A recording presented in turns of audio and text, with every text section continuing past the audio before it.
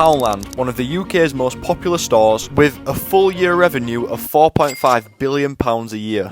Anyway, me and Lewis got invited to a convention by friends which I could showcase some of my artwork. About halfway through there was a guest speaker which no one knew who it was, until we realised it was Steve Smith.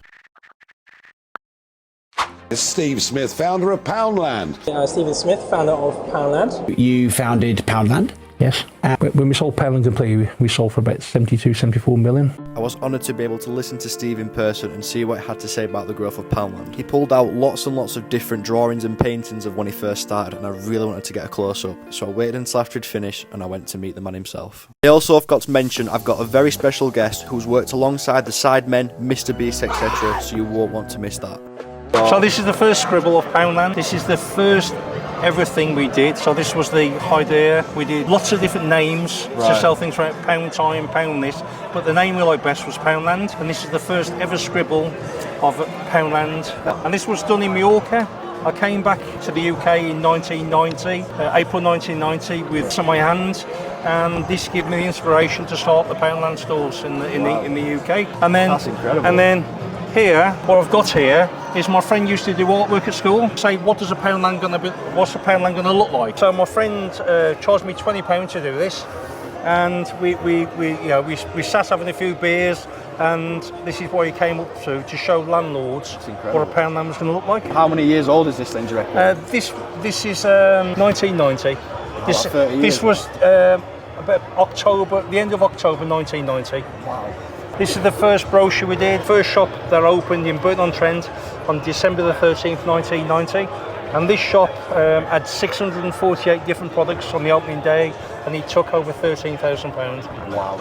Just crazy, just walk into Poundland, you just don't think anything of it. And this is what I used to carry here. People used to say, you meet like I do, what do you do? Oh, Poundland, and this is the shops we've got at the time, and people are, and we do 1 million customers a week go through the doors, and all the brands we've got, all the awards we've won, all the landlords.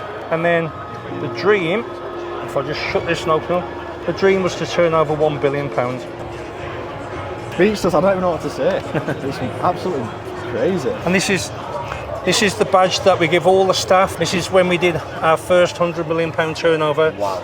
We had a little badge done where everybody wore, because we was all proud that we got to 100 million. Wow. And how long did it take to get from zero, from starting to 100 million? It probably took us 3 or 4 years. That's not even long though either. And what's like one thing that you'd tell your younger self if you were starting off and wanting to get into the business world? Don't give up. So, because Poundland started on the market stall in Bilston, where we used to throw things in a cardboard box and sell for 10p, I'd seen how busy that cardboard box had been, and customers wanting to move through it to buy stuff for 10p. Don't give up. The amount of times people say, what are you going to do on the open Poundland, sell things for £1? People says it will never work. So I always say, if you tell somebody your idea and they laugh at it, the chances are it's going to work. Right. Yeah. People are probably laughing because they never thought of it first. Right. So don't give up. Follow your dreams. I'd say if you've got an idea of what you want to do, go and work for somebody first. If I had to work for my father first, I don't think Poundland would have been here today. Right. So go and work for somebody in that sector first. See how they do it. See how would you do it differently before you start. It's crazy what it's become today. Poundland is speechless, to be honest. Absolutely speechless. Massive thank you to Steve for going through his work and showing me his journey. He then came over and had a look at my paintings too, which was honestly incredible. So I had some time to kill before I went to meet the other special guest. We then came across his game which had to find a key to fit a lock out of a bowl of random keys, and if you won a chocolate bar. Are you joking? No way.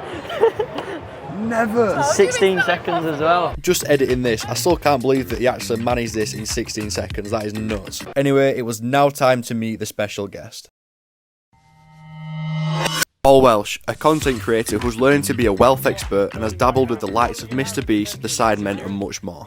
He's the guy that's been behind Mr Beast and others. So it talks about your audience, the best time to post, the click, the thumbnail, average view duration. So me and Paul filmed some stuff for his channel which will be out very shortly. This is where we go into depth about me as an artist and him as a wealth expert. Welcome to the channel. Yes, I'm Paul Welch and I've been so delighted to be in Barnsley today, and I met Ross.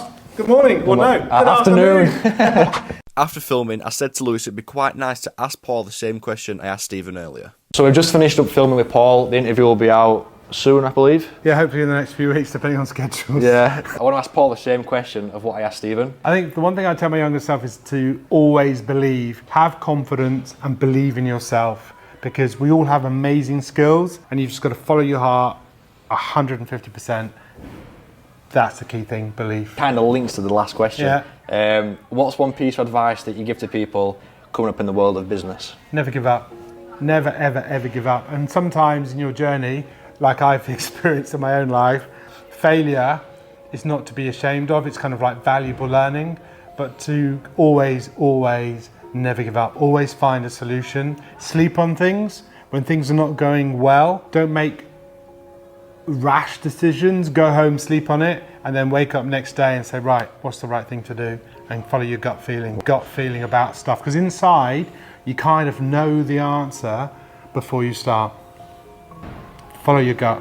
Follow your passion, follow your gut, never give up. You said that you helped source Mr. Beast a private jet. Yeah. And I believe, is it the one where they didn't take the hand off? Correct. Harry Lewis from the Sidemen won it, yeah. What's it like, just working with these type of people? I'm very blessed that I help lots of different people, from normal people that want to borrow, invest normal money, and I'm very blessed that random people phone me up and say, hey, we want to buy a jet, we want to buy it and give away in a competition. That's So nuts. you just got to be honest, yourself, and know your value. It's simple. I mean, never pretend to be something you're not. Keep it simple. You know, if you're always honest and you always keep it simple, you're never going to mess up. You're never going to be worried because you told a lie. You're never going to be in trouble with anyone because you try and get a win-win. If you can get win-wins, hopefully your life will be a lot happier because you've never upset anyone. Thank you. Pleasure. Appreciate it. Cheers, guys. And remember, forget, like and subscribe. So important. Always remember, like and subscribe. This is a completely different type of video that I don't usually film, so if you did enjoy it, please comment if you want any more videos like this. As someone who's trying the hardest to succeed on YouTube, it's quite nice to speak to these type of people and just see what they have to say about different stuff and how to grow as an individual and as a content creator also. And like Paul said, if you like it, subscribe and leave a like.